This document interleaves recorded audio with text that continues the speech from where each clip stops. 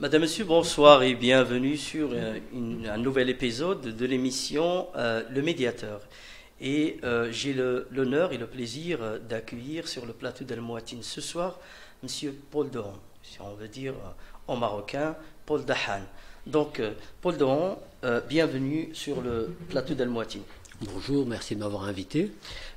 Paul, on aimerait bien connaître Paul Dohan. Je sais que vous êtes conservateur du musée d'art juif marocain de Bruxelles, vous êtes un travailleur de la mémoire, vous cultivez l'art de l'ouverture à l'autre, vous êtes un citoyen du monde et vous avez récemment mis en place une exposition au musée juif de Belgique qui s'intitule L'autre 6 mois. Donc, on aimerait savoir le vrai titre, c'est L'autre c'est moi, l'exemple des communautés juives et musulmanes au Maroc.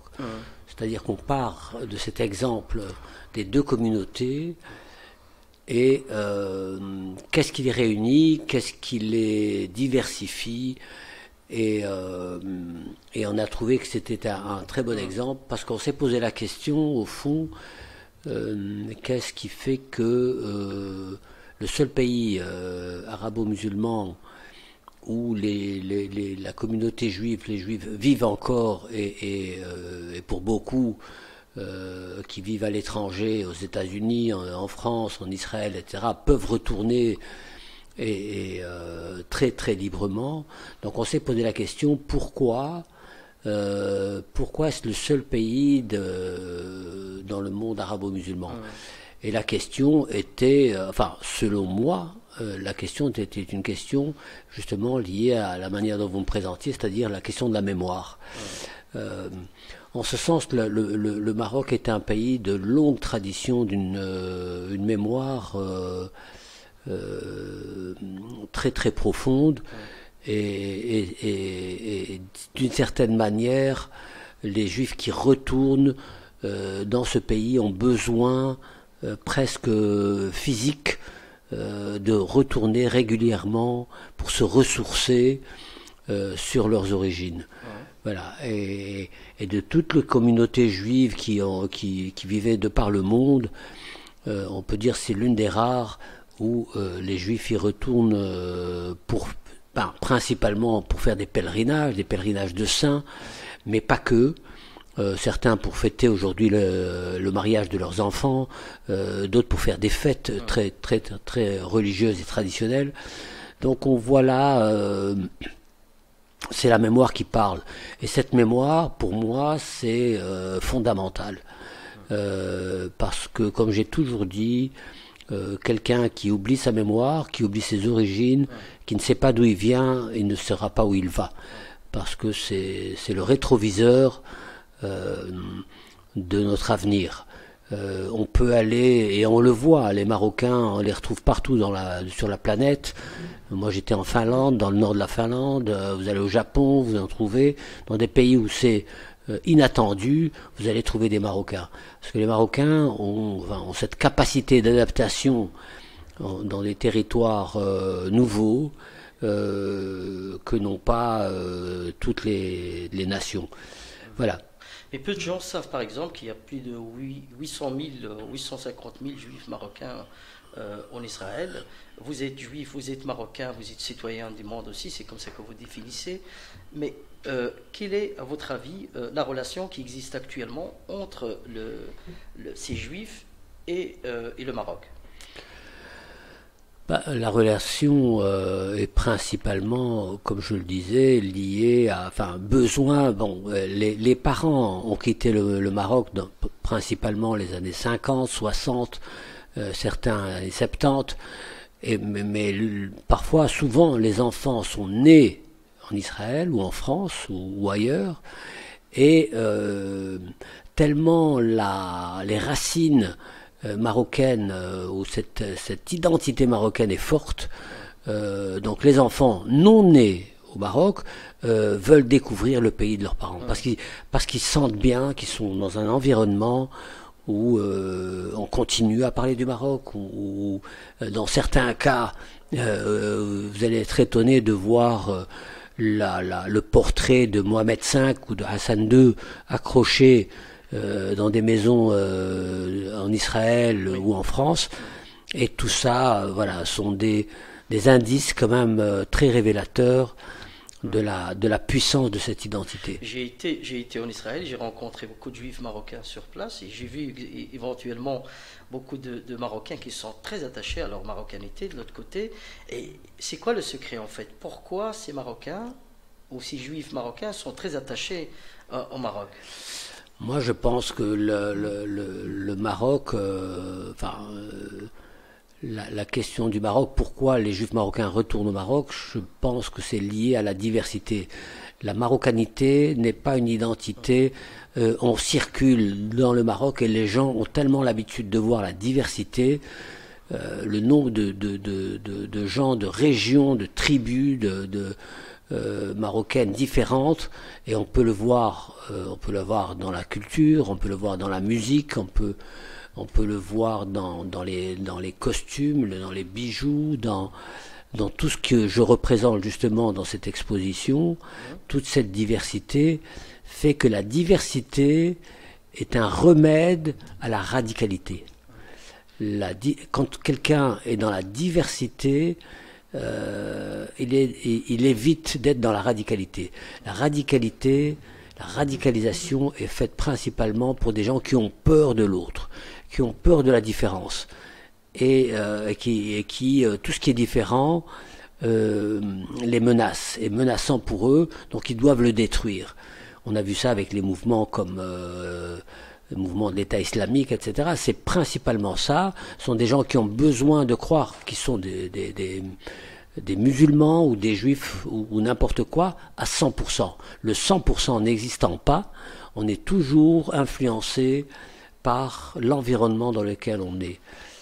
Par exemple, si on prend le cas des Marocains nés en Belgique, ils sont belgo-marocains. Ils ne sont pas, ils sont différents d'un Marocain vivant le quotidien dans la région du Rif, etc.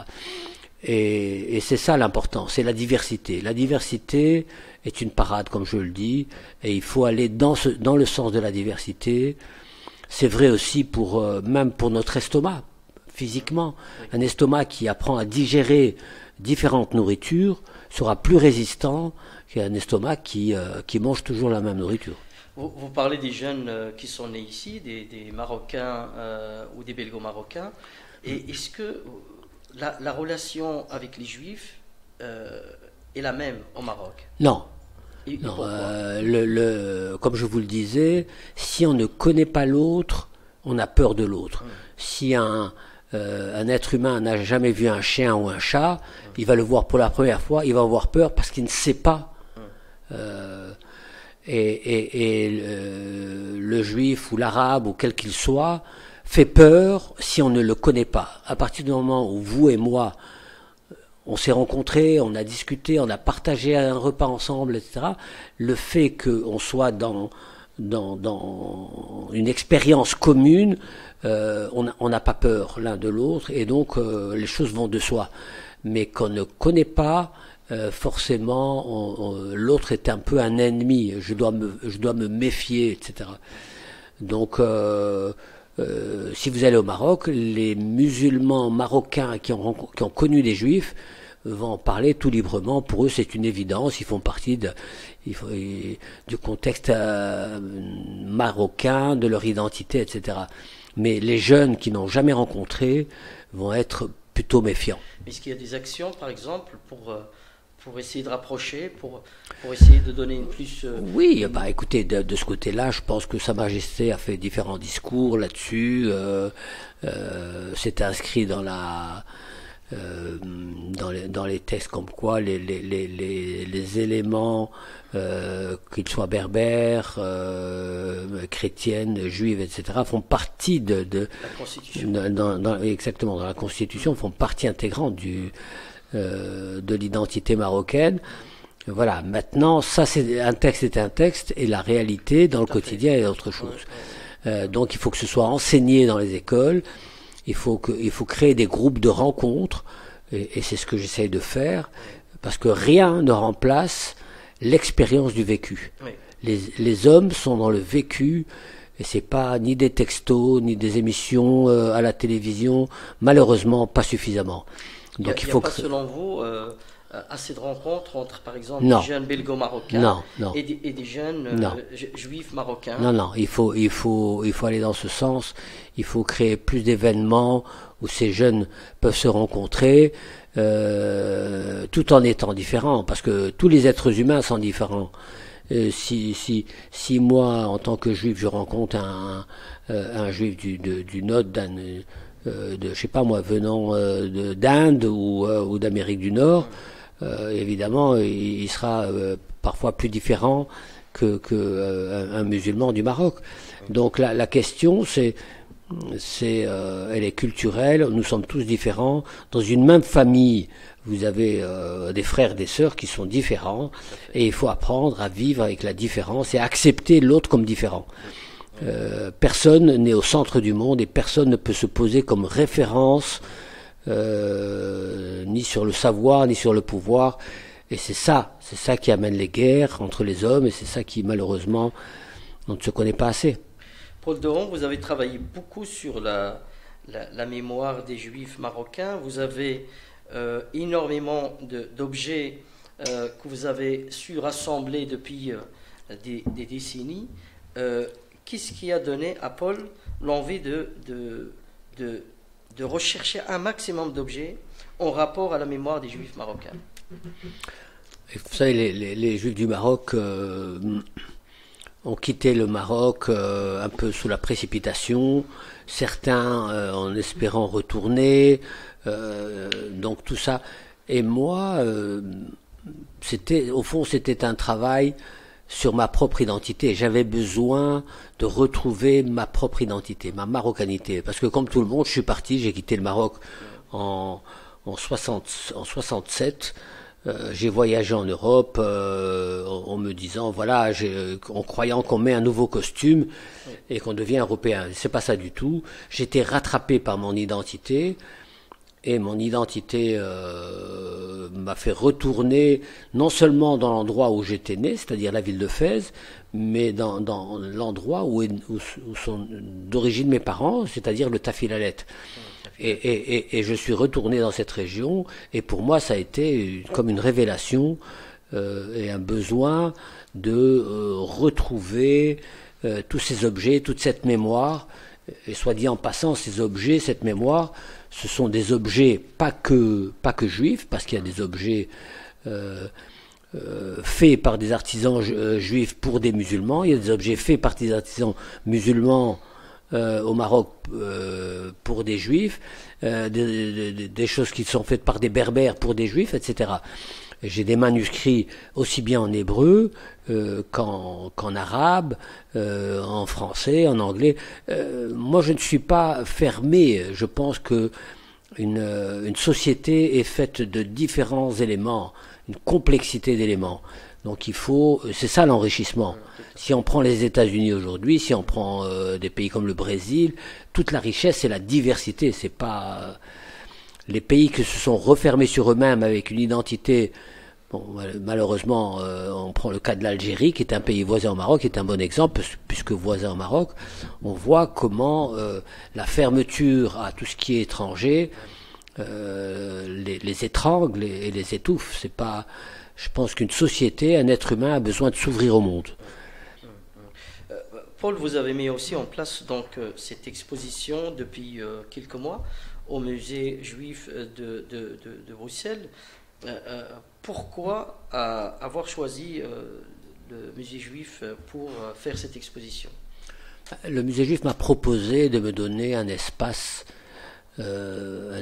pour exposer, et un grand espace. Bon, c'est 3 niveaux.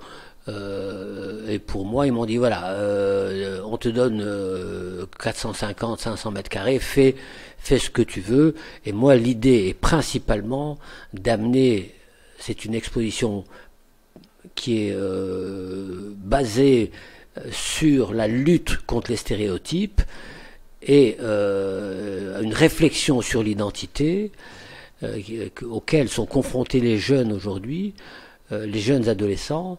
et ils sont un peu perdus, et je pense que moi je n'ai pas de morale à faire, je n'ai pas à leur dire c'est ça qu'il faut faire, mais en tout cas les amener à réfléchir sur leur identité, et vous savez, s'il y a 200 personnes, et vous demandez à ces 200 personnes d'écrire sur un papier qu'est-ce que le mot juif, ou qu'est-ce que le mot arabe veut dire pour eux, vous allez retrouver une page quasi vide. Ça veut dire qu'il n'y a pas grand-chose, on ne sait pas dire grand-chose. Donc le but, c'est de nouveau que les gens puissent, les jeunes, puissent en savoir un peu plus pour éviter le radicalisme.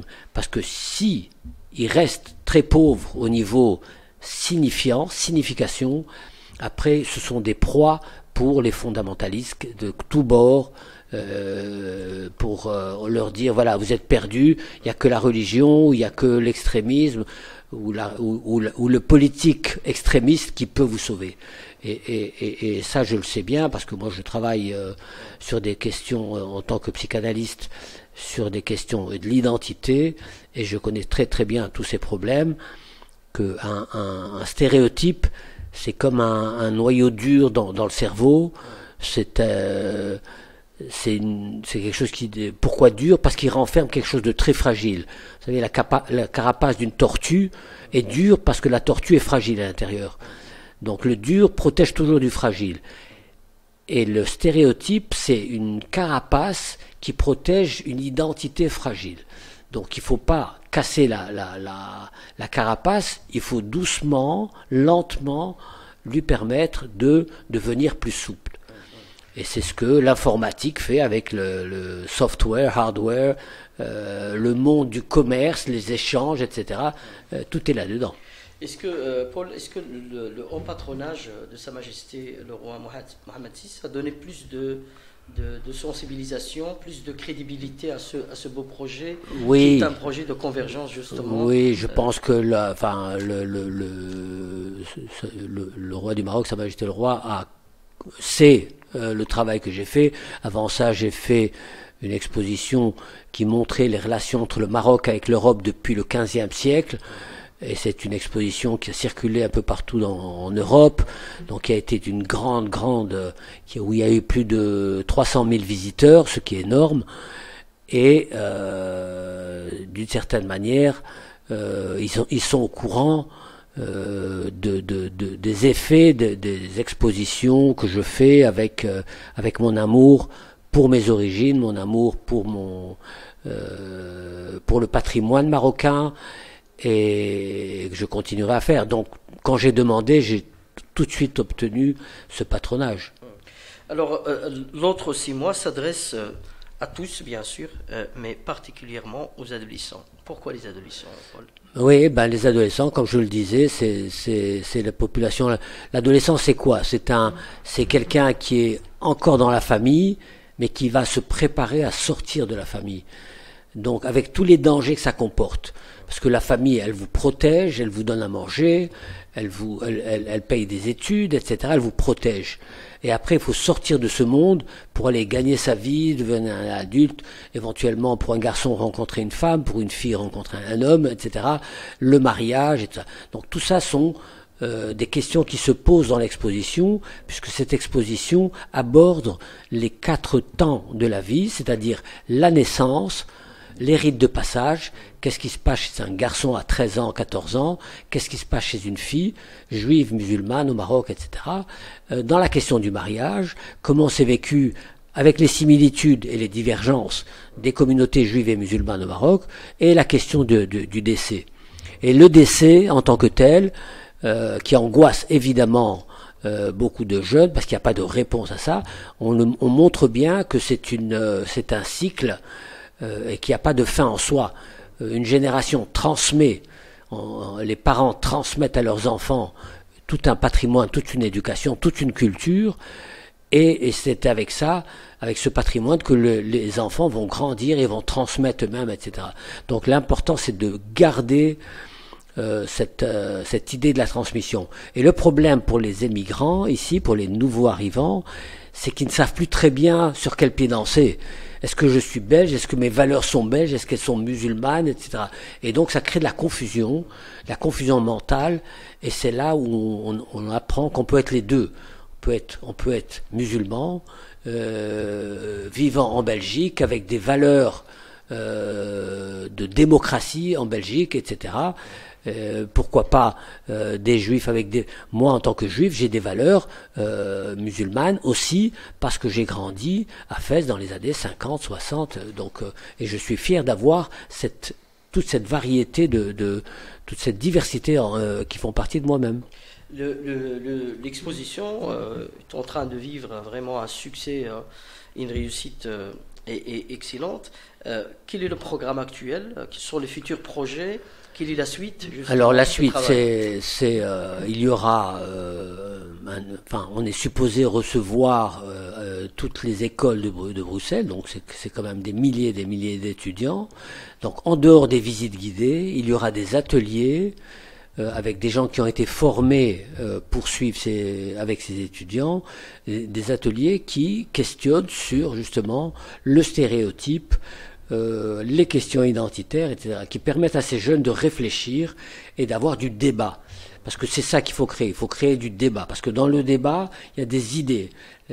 La personne ne reste pas enfermée avec ses idées, elle les partage, etc. Et on crée du débat.